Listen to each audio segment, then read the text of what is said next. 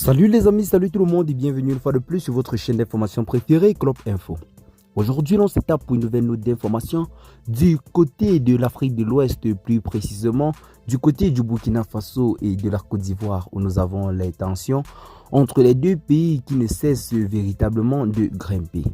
Des tensions qui ayant tout d'abord commencé du côté du front, opposant les militaires ivoiriens aux militaires burkinabés, se tourne aujourd'hui vers d'autres terrains, notamment sur le plan économique.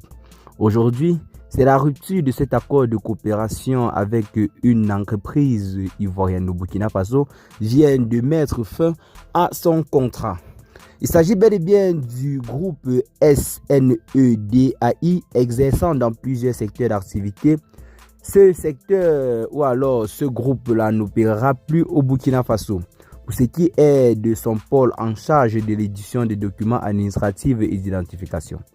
En effet, le pays a décidé de ne plus renouveler son contrat avec la société fondée par l'homme d'affaires et homme politique ivoirien actuel, président de l'Assemblée nationale de Côte d'Ivoire, Adama Bictogo, signé le 11 septembre 2013 sous forme de partenariat public-privé, visant la production de cartes consulaires sécurisées et arrivé à terme le 10 septembre 2023. Les autorités burkinabées reprochent à l'opérateur un rendement insuffisant au terme de 10 ans d'activité conclue dans le contrat.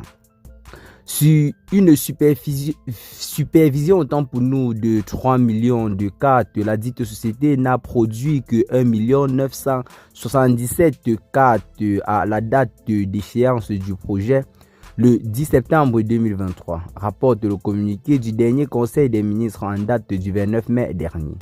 Ainsi, l'État a pris l'option de se tourner vers un autre partenaire, en l'occurrence Alliance et CO, avec laquelle des négociations ont été menées en vue de la conclusion d'un contrat pour la poursuite de la production des cartes consulaires sécurisées en PPP.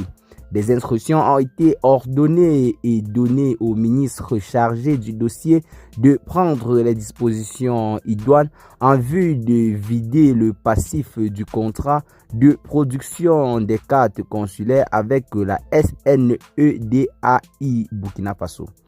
Eh bien les amis, cette entreprise ivoirienne qui vient là d'être en quelque sorte bannie du côté du Burkina Faso vient là une fois de plus à ajouter de l'eau au moulin de la guerre qui sévit depuis quelque temps entre le Burkina Faso et la Côte d'Ivoire.